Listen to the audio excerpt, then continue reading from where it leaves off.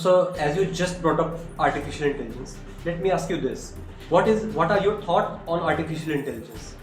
Like right now, there is a debate going on in the world that artificial intelligence is going to take away people's job. People are going to get unemployed.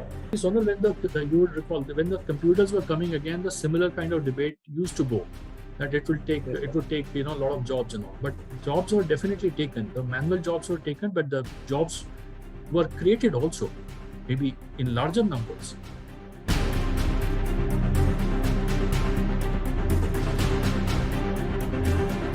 Hello everyone, welcome to StartupLanes. I am Sonal Pathak, Investment Banking Associate at StartupLanes. And today, we are so thrilled and excited to have a conversation with Mr. Amit Grover, who is India Head and Director, Global Finance Shared Services for Avaya in India. Amit has a proven track record of global business services and is highly skilled in financial data analysis and taking business actions to increase the profitability and transform the business processes. Amit has a strategic mindset, strong leadership qualities, and outstanding decision making abilities. Amit believes that integrity and ethical behavior are paramount for a finance professional. Amit is a top finance professional who is focused on delivering tangible results to achieve desired business outcomes. Amit is a self-driven person who takes full accountability for his actions and strives for excellence in all his dealings. So, without further ado, let's welcome Mr. Amit Grover. Good evening, sir. Welcome to StartupLanes. Okay, yeah, Sonal, thank you for the introduction. And because this is an independent setup to support the global operations for an American Fortune 500 company, so the person heading the operations has to be self-driven, and that is the trait which I have to run the entire operations. In fact, I've built up this operation from a zero base from the beginning when the corporation had taken the decision to set up the global business services in India.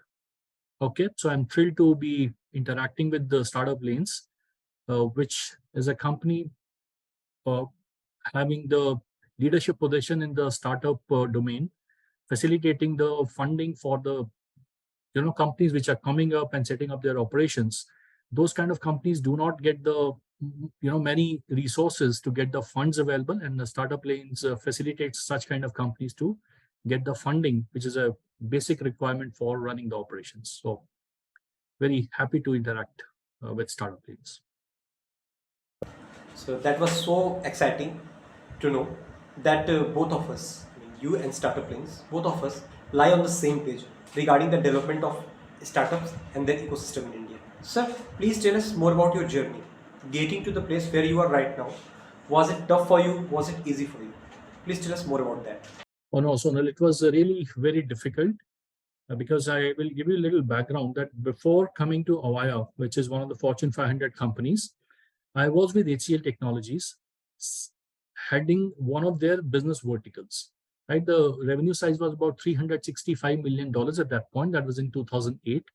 And in my later 1.5 years with HCL Technologies, I was then moved to the corporate function of setting up the global shared services there also. Right, shared services was a new concept at that point. That was way back in 2007, and not many companies had those centralized operations in India. So I had done that work for HCL Technologies to take the operations from the geographical or the physical location standpoint to a centralized hub to support the multiple businesses. Now, that was the experience which Avaya from the US they were looking for, and they had found me suitable for the role when the company had only taken the decision to set up something in the global business services domain. But the clarity about those aspects of which function should be there or which regions should get covered, those kind of aspects were not clear. So they had thought that was the right one to come on board and take the decision forward in a structured manner, because I'd done the work on the ground. So Avaya had thought that I can be the right person to come on board and take that decision for setting up the entire global operation supporting the global uh, regions. So the decision was only made. There was no operations on the ground. Even the office spaces did not exist. Right, I was the first employee to get hired, and I was given the mandate to set up the global business services, the GBS operations in India.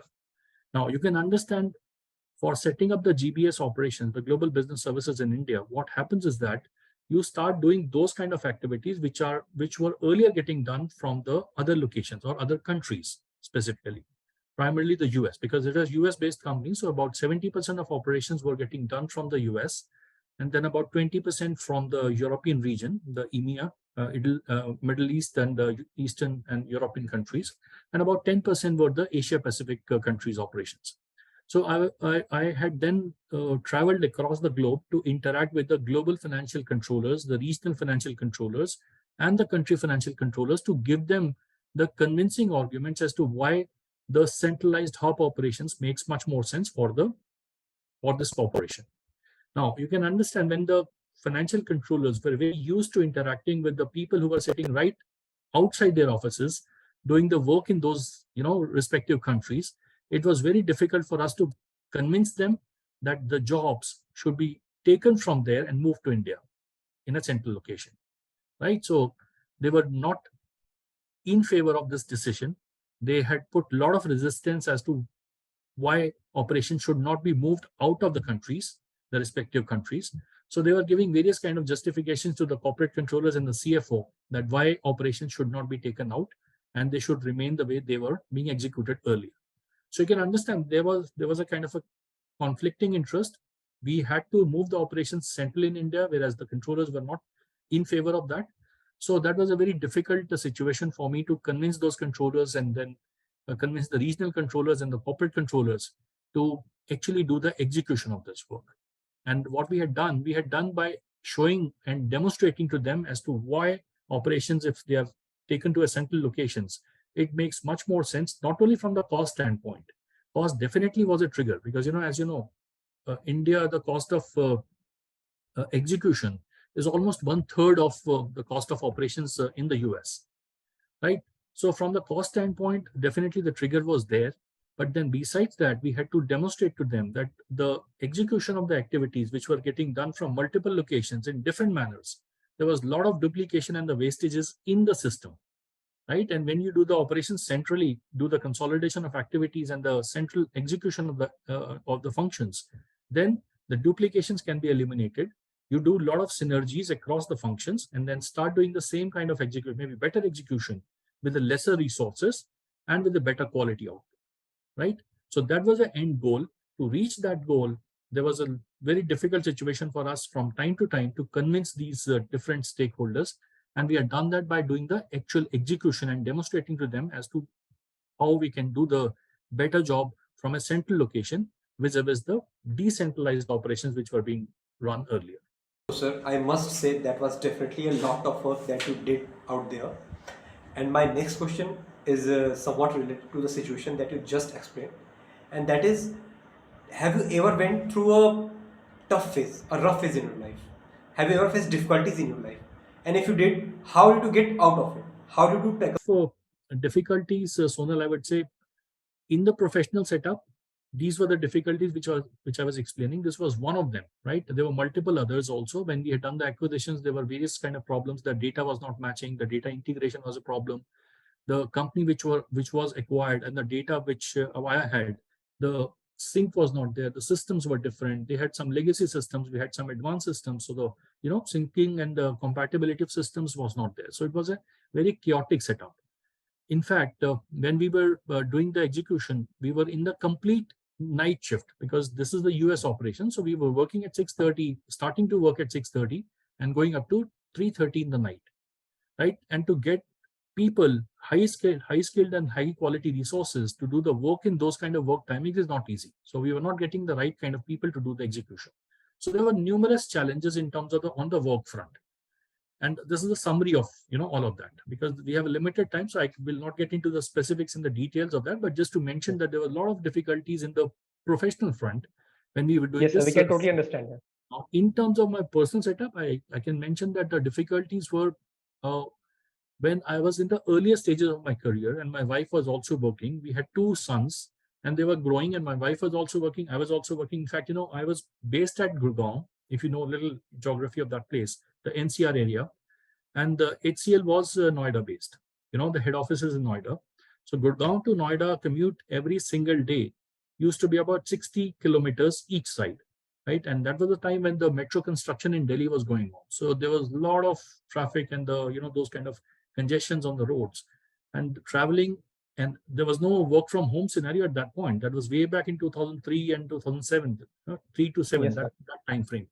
So I used to commute every single day from Gurgaon to Noida, right? And then way back. And my wife was also working, and we had 2 sons who were growing. So that was the most difficult and challenging phase in terms of my personal setup. But we had come out with difficulty, and then my wife, after my second son was born, she had taken a break for some time, and that was the way things things were regularized. But that was a difficult scenario. So it's more like keeping a balance between the professional personal life was a Yes, difficult task. yes, was a difficult scenario at that point. More so because the flexibility of working from a remote location was not there, right? And this time we are in, I think I would say, is a much better position in terms of the corporate setups where employees have the flexibility of operating from any location because the connectivity and the systems are there. Earlier, that scenario was not there. So, sir, at the professional front, how important is it to keep yourself updated? And what instruments do you use to keep yourself updated? How do you stay up to date? Yeah, so it is very important, specifically in the finance world, where a lot of regulation changes keep happening. Then there are regular upgrades in terms of the softwares, the execution of activities, the accounting standards, accounting principles. So one has to stay updated all the time. And in my function, which is the global business services that supports the global operations, one has to be updated about the US GAAP also, right? Besides Indian GAAP and the European GAAP, because it covers the entire global operation. So it becomes even more relevant for us to stay updated about the various developments which take place in the regulatory front, one, and then in the finance and accounting field, and then the budgets and the related regulations about the GST and those kind of statutory compliances. So it is very important for us to stay updated. And the way I do that is I have membership of number of forums which are Shared Services Organization Network. It is SSON, which is a formalized forum for the global business services industry. So I'm a member there, and then I regularly participate in the conferences. In fact, I do some speaking work also there, talking about various developments and the best practices which are there for the global business operations, and understand and learn from my peers. We talk about the growth areas, we talk about the opportunity areas in the GBS industry. And besides that, I am also part of the Gartner's peer community. Gartner, as you know, is one of the top consulting firms in the globe, and they have a Gartner peer community where peers come together on a regular frequency, and we talk about the developments in the industry, the latest updates, and the challenges that we are facing, the new automations, the new tools, the robotics tools, artificial intelligence, which is now taking some good concrete shape. So these are the forums which I regularly go and participate, and I become the speaker also on certain occasions. That's the overview of my forums to stay updated. So, sir, do you like reading?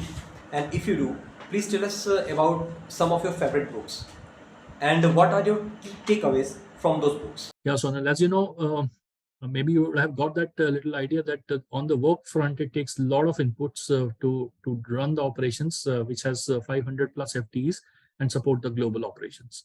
Now, other than the work, what I do is that do reading about health, fitness, happiness. These are my three kind of a forte where I regularly read and kind of upgrade myself in terms of my professional or in terms of my personal, improvement areas. Yes, sir. So primarily, I have been reading various books, primarily oriented towards the happiness and fitness. Recently, in fact, I've read this book, which is Happiness, a practical guide to, learn that trait, which is the most important trait in life. And the book is written by Richard Matthew. It talks about, day-to-day life learnings to stay joyful, to stay happy, and stay connected with the grassroots and enjoy the simple living of the day-to-day life. So reading books has always been one of my hobbies, and I still do that after 28, 29 years of my professional working experience. Okay, sir. So, what is your success mantra? Is there any particular quote that you carry with yourself? Yeah, in terms of my success mantra, Sonal, I would say that because I have a large team of 500 people now, the success mantra and the team has been there, plus minus, 20, 30, 40 people here and there. I have always been managing a large team. So my success mantra has always been that I am not only a supervisor or director sitting somewhere, at the top of the hierarchy, India head, and then only running the operations from a remote location. I be with my team members, and the more so because when they have to work in the night timings, right? As I mentioned, that we have 2:30 to 11:30 work timings, so team members have to work during the night. When we have the quarter close situations, the stretch work timings are there, so some team members need to stay overnight also. So in those kind of scenarios, I ensure that I am being with them, roll up my sleeves and work with them as one of them, and not only being a director or India head, only taking the feedback about how the execution was done. So that's my success mantra. I am not only the overall head of the operations, I also consider myself to be part of my team members and run and work with them when there are difficult situations, be with them in the night timings also when they are facing some motivational related situations. So that's my success mantra always. And in fact, I follow that approach that all of us together can do and think much better than each one of us individually, right? So when we come together and work together, the output which gets delivered to the global stakeholders is of much better quality than any individual who may be super intelligent and works in isolation can deliver to the stakeholders. So that scenario has always been the philosophy which I work with. So, sir, how can your followers become like you? How do they need to think to become like you? Yeah, so in terms of be like me to independently manage and run operations, if my next layer of leaders, they want to emulate and be like me, the various approaches which I follow is that on a regular basis, we have the interactions in the form of a town hall where we go and all the team members are sitting there in a cafeteria or in the auditorium kind of setup. And we talk about the business updates about the quarter and the month, right? How did stakeholders receive the output that was delivered by this team in India? So people then feel motivated to look at the delivery and the responses, which as a function we get from the stakeholders. And then we regularly communicate with the team members in terms of the improvement areas, the ideas that they have, and then we give them the training on various upgraded tools like robotics process automation, which was one recent implementation that we had done. We had taken the entire team through the robotics. RPA is the abbreviation which is used for this. So the team has now understood how does RPA work. And in our setup, when we have thousands of execution and transactions which get delivered on a daily basis, right? So robotics comes very effectively for the operations like this. And then we have artificial intelligence also trying to fit somewhere in our operations as to how we can use artificial intelligence to be successful and even improve our operations even more. So these kind of trainings, regular interactions, communication with the team, sharing regular business updates, these are the kind of things, if my next level of or next layer of leaders start following, they can be like me. And in fact, I'm very approachable, even though I have a team of 500 people, but not that I have lost the connect with the last person on the team. In fact, I have been involved in the hiring of a large number of these team members when we were setting up the operations. So I have the not only the professional connect with my all team members, but I even know their family background, their personal setup, the kind of challenges that they have in terms of the personal front. So that builds up the regular connect and the emotional relationship with the team members, and they feel really motivated to stay and work with us.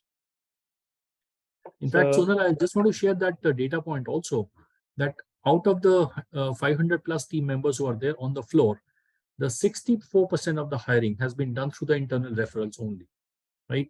Oh. Only the team members who were there, they had done the referrals of their ex-colleagues or earlier team members or some known professional people, And that's the way we have built up this team through the internal referrals. So 64% of the team has been built up through the internal referrals. This data point only shows that how much engaged the team members are, that they consider themselves to be part of the organization, and they, keep providing us the resources who can be very effective in terms of the execution of work. So things are really working out very well. So, as you just brought up artificial intelligence, let me ask you this: what are your thoughts on artificial intelligence? Like right now, there is a debate going on in the world that artificial intelligence is going to take away people's job. People are going to get unemployed. What are your thoughts on this? Sonal, when you would recall when the computers were coming again, the similar kind of debate used to go that it will take Yes, sir. it would take a lot of jobs and all, but jobs were definitely taken. The manual jobs were taken, but the jobs were created also, maybe in larger numbers. Similar scenario will happen with artificial intelligence also. Artificial intelligence can definitely replace those kind of jobs which require the repetition of the execution of tasks, or those kind of activities which can be programmed, right? If we have, for example, if we have the processing of invoice to be done, there's a set order or the process steps which are required to do the processing of an invoice. That you look at the purchase, the invoice number, match the invoice number with the PO number, match if the PO has a balance. Say the purchase order was issued for $100,000 and the invoice has come for $10,000. So that means purchase order has a value to process the invoice. So you have certain formulas built up in the program, and the program will automatically process the invoices. So these kind of jobs can definitely will go away, because artificial intelligence will start doing the jobs. But at the same time, those kind of jobs which require the maintenance of the AI tools and the upgradation of those tools and the compatibility of the tools with the systems which are there, those kind of jobs will get created. So some jobs will go, but definitely some other kind of jobs will come up. So that's the way whole economy is now getting upgraded, right? Earlier we were on the total manual phase of doing the work. Now automation has taken over, and all of us have upgraded in terms of our knowledge about the IT, the software, the computers, the SAP, those kind of ERP applications. So similar scenario, that was just an analogy to give. Similar kind of scenario will happen in future also, when some jobs will go away, but number of other jobs will get created. So the learning, Sonal, in this case is that one has to stay upgraded, right, all the time. You need to upgrade yourself to be in line with the changes in the technology which are taking place. Otherwise, definitely, if people have those kind of mentality that they want to be the way they have been executing earlier, those kind of people will definitely have problems. Yes. Sir, please tell us about your daily routine. How many hours per day do you work?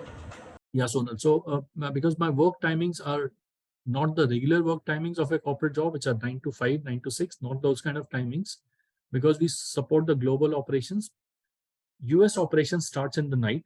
They start working at 6:30 when we have 6:30 in India. Then the US people start coming to work. European people, when we have 12:30 in the India timings, then they have 8:30 in the morning. Then they start working. But the Asia Pacific, as you know, Singapore, Australia, Japan, these countries start working earlier. They are 4.5 hours, 2.5 hours, those kind of timings ahead of India. So that work timings for the Asia Pacific teams are 6:30 in the morning to 4:30 in the afternoon. So what I'm trying to get to is that we have different teams in different time zones. The Asia Pacific team starts working at 6:30. The European team starts working at 12:30 in the afternoon.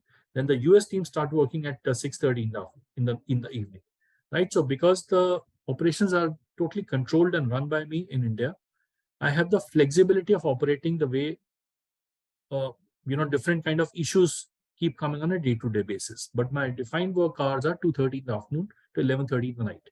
So the way I work is that early morning I get up and do yoga and walking and running for 1 hour, and then have my breakfast and look at my mails in case some Asia Pacific countries operations require my involvement. Then I do that from home.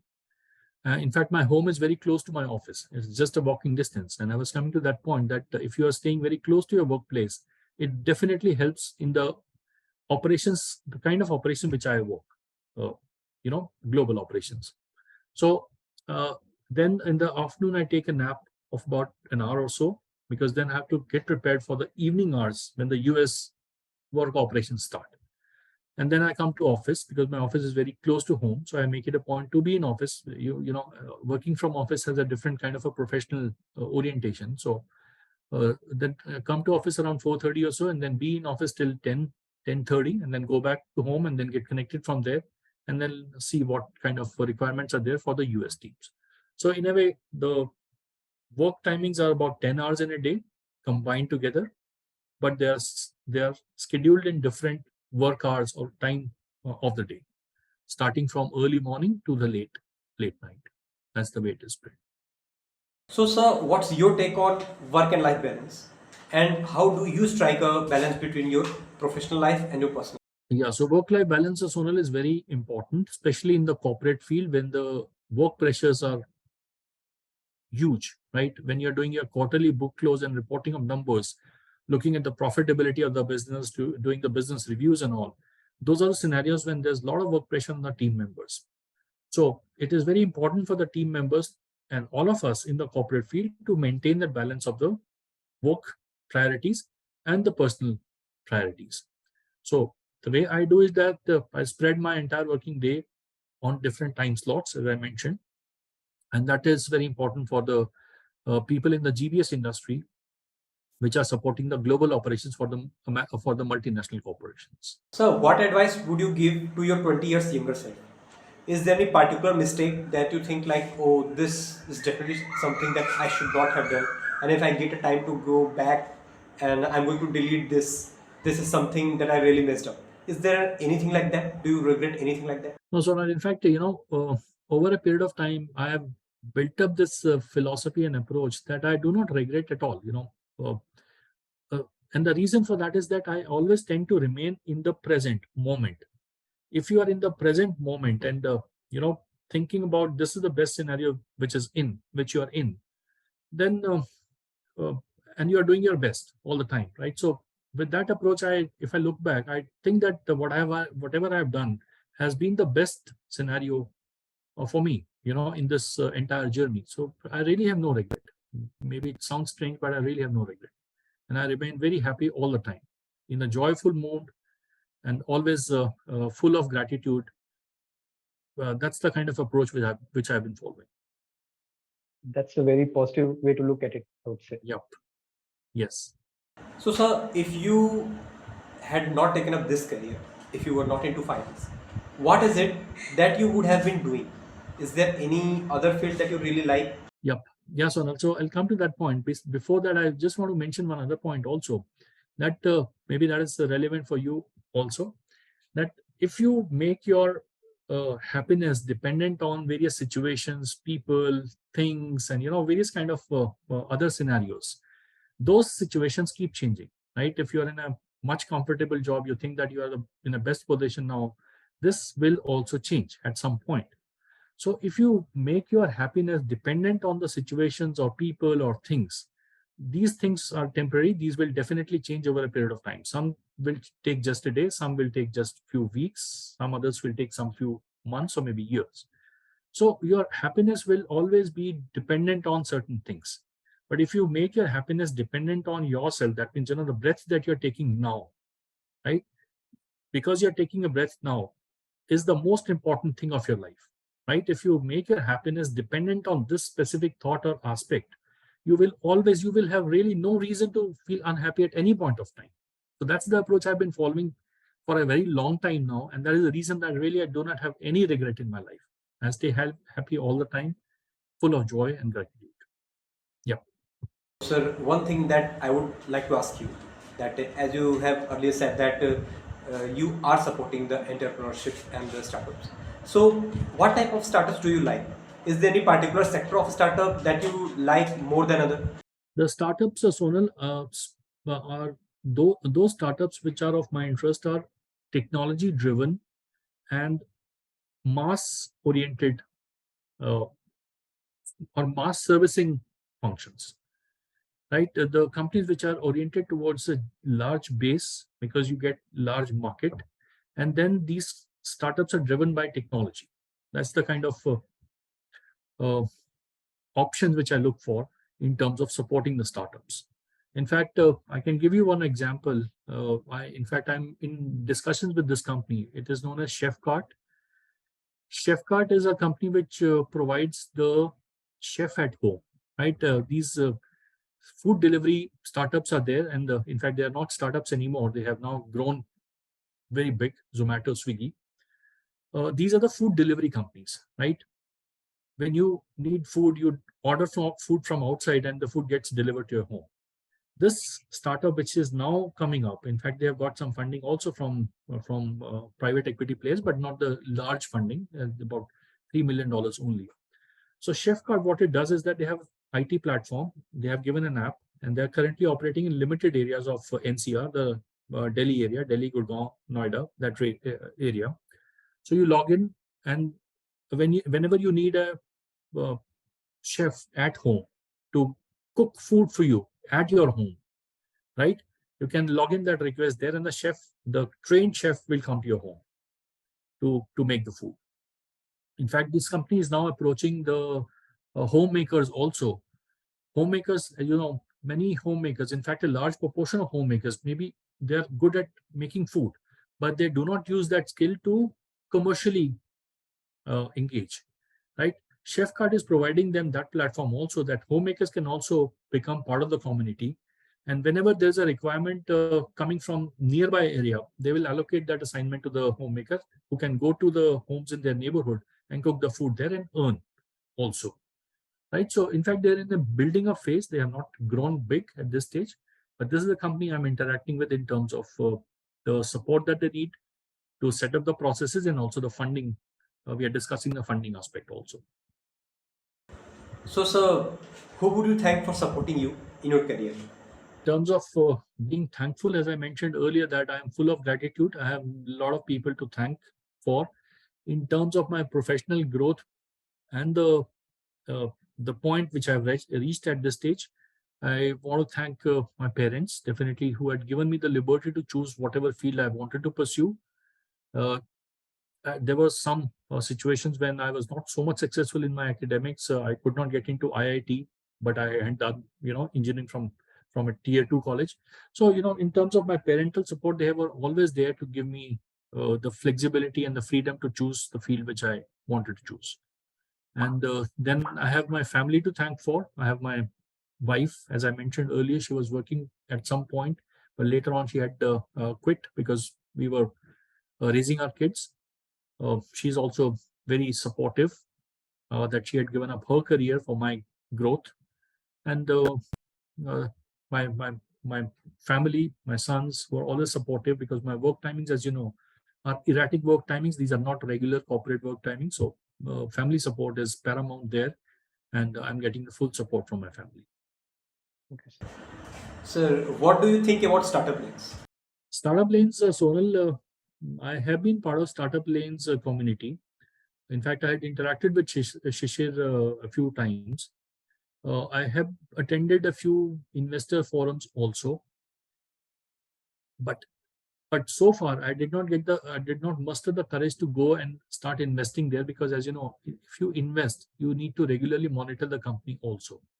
In my current scheme of things, I do not get that much of time. After I do the investments, I will not have, I will not have the time to do the regular business reviews or give the regular guidance or do the mentoring of the founders.